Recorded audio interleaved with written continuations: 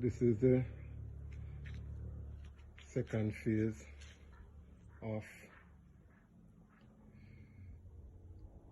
farming on the wall.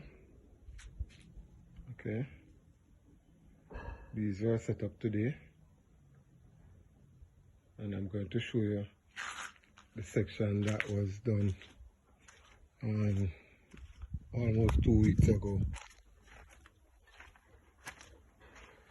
Here it is. So you can see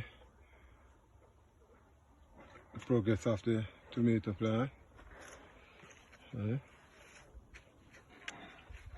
they are. Looking good so far.